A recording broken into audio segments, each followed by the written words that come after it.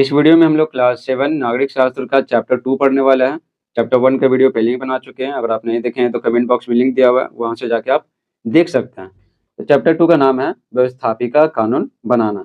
इस वीडियो में हम लोग इस चैप्टर का प्रश्न उत्तर हल करने वाला है। ठीक है, क्या हल करने वाले हैं? प्रश्न उत्तर। तो चलिए बिना समय गवाए वीडियो को स्टार्ट करते हैं। तो देखिए अभ्यास के प्रश्न। पहला है, निम्नलिखित प्रश्नों में दिए गए विकल्पों में से सही उत्तर वाले विकल्प के सामने वाले गोले को काला कीजिए। यहाँ पे गोला नहीं दिया हुआ, गोला किताब में ही छूटा हुआ। क देखिए लोकसभा का कार्यकाल है, तो लोकसभा का कार्यकाल होता है 5 वर्ष। ठीक है। उत्तर प्रदेश विधान परिषद की सदस्य संख्या है, तो कितनी सदस्य संख्या यहाँ पर दिया हुआ है? तो देखिए उत्तर प्रदेश विधान परिषद में 100 सदस्य होते हैं। ठीक है, तो यहाँ पर हो जाएगा क्या? 100, तो 100 इसमें है। हो गया। पहला देखिए, निम्नलिखित प्रश्नों के उत्तर दीजिए। क है, भारतीय संघीय व्यवस्था का प्रमुख लक्षण क्या है? तो चलिए एक एक करके आपको बताते हैं। 6 तक सवाल दिए गए हैं।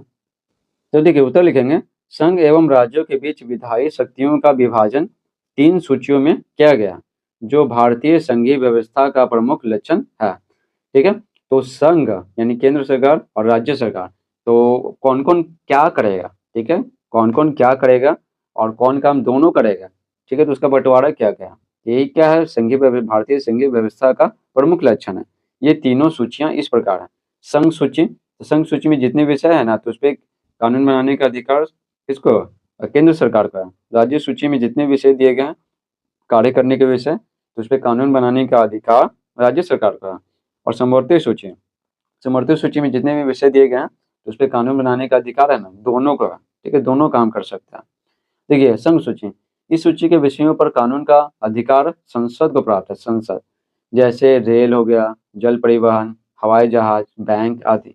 और राज्य सूची में ना, इस सूची के विषयों पर कानून बनाने का अधिकार राज्य विधानमंडल को है, यानी राज्य का, राज्य विधानमंडल को प्राप्त है। जैसे पुलिस हो गया, स्थानीय स्वशासन हो गया, जैसे पंचायती राज होता है, नगर निगम होता है, नगर परिषद, नगर पंचायत, ये सब, कृषि, सिंचाई आदि। समर्थित सूची, कुछ ऐसे भी विषय हैं जिन पर संसद यानी केंद्र सरकार और राज्य विधानमंडल यानी राज्य सरकार दोनों ही कानून बना सकते हैं।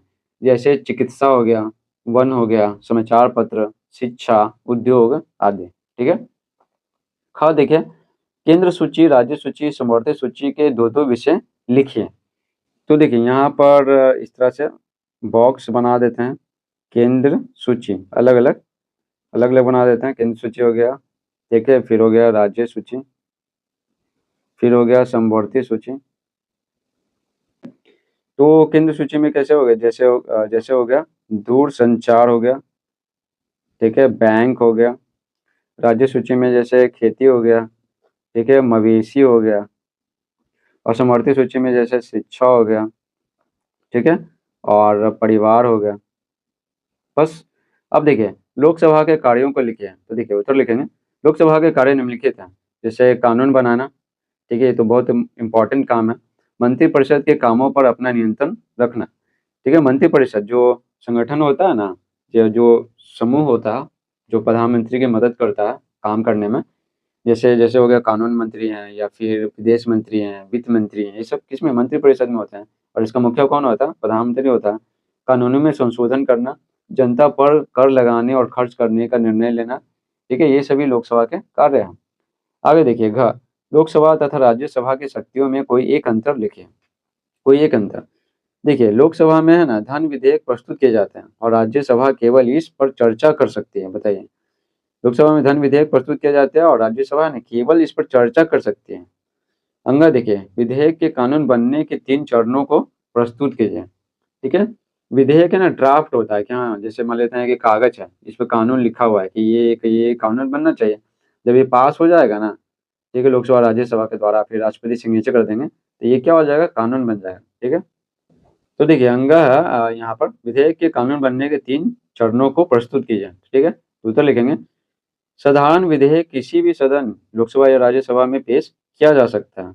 ठीक है, किया जा सकता है। ठीक है, साधारण विधेयक, ठीक है, लेकिन धन विधेयक क्या अभी पढ़े हैं, लोकसभा में ही प्रस्तुत किया जा सकता है। अब देखिए, राष्ट्रपति के हस्ताक्षर से पहले दोनों सदनों में विधेयक पारित होना अनिवार्य है। और यदि विधेयक के पक्ष में आधे से अधिक सदस्यों का मत हो तो वह विधेयक सदन में पारित हो जाता है। लोकसभा से, लोकसभा से पारित होगा, राज्यसभा से पारित होगा, ठीक है, उसके बाद राष्ट्रपति के पास हस्ताक्षर के लिए चला जाएगा। ठीक है, तो ये हो गया 3 चरण और फिर इस तरह से विधेयक क्या बन गया, कानून बन जाएगा। आगे देखिए धन विधेयक क्या है, इसको पारित करने की प्रक्रिया साधारण विधेयक से किस प्रकार अलग है। तो देखिए उत्तर लिखेंगे, खर्चे या आमदनी से संबंधित विधेयक को धन विधेयक कहते हैं। इन विधेयकों पर राष्ट्रपति पहली ही बार में हस्ताक्षर कर देते हैं। इसके बाद विधेयक को मंत्री द्वारा लोकसभा में पेश किया जाता है। ठीक है, इन विधेयकों को केवल लोकसभा पारित करती है, राज्यसभा में इन पर केवल चर्चा होती है। ठीक है, तो लोकसभा पारित कर दिया और इस पर सिर्फ चर्चा होता है, किस पे, धन विधेयक पे। और इस साधारण विधेयक से कैसे अलग है, साधारण विधेयक है ना, ये किसी भी सदन में पेश किया जाता है। ठीक है, किसी भी सदन में, लेकिन जो धन विधेयक है वो लोकसभा में पेश किया जाता है और राज्यसभा में ना, लोकसभा से पास हो जाएगा तो राज्यसभा पर इस पर बस केवल चर्चा कर सकता है ना। देखिए, अपने प्रदेश के विधानमंडल के बारे में लिखिए। तो देखिए उत्तर लिखेंगे, उत्तर प्रदेश के संदर्भ में उत्तर प्रदेश के विधानमंडल के बारे में लिखना है। तो यहाँ पे लिखते हैं, देखिए, यह राज्यपाल, विधानसभा तथा विधान परिषद से मिलकर बनती है। ठीक है, विधानमंडल, ठीक है, विधानमंडल कैसे बनती है, ठीक है, इसमें राज्यपाल होते हैं, विधानसभा और विधान परिषद होती है, तीन होते हैं। विधानसभा में 403 सदस्य होते हैं जो जनता द्वारा निर्वाचित होते हैं, जबकि एक सदस्य का मनोनयन राज्यपाल मंगल भारतीय समुदाय से कर सकता है। ठीक है, उसके बाद देखिए, वही व्यक्ति विधानसभा का चुनाव लड़ सकता है जो 25 वर्ष या उससे अधिक आयु का। तो विधानसभा का चुनाव लड़ने के लिए 25 चाहिए या उससे ज़्यादा चाहिए। सामान्यतः विधानसभा का गठन 5 वर्ष के लिए किया जाता है। ठीक है, 5 वर्ष पे पुनः चुनाव होगा। ठीक है, उत्तर प्रदेश विधान परिषद, अब आते हैं विधान परिषद में 100 सदस्य हैं।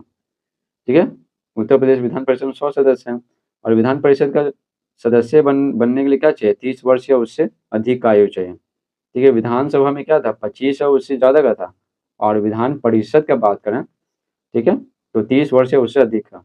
और विधान परिषद के सदस्यों को विधायक कहते हैं। देखिए, विधान परिषद एक स्थायी सदन है। ठीक है, स्थायी सदन है।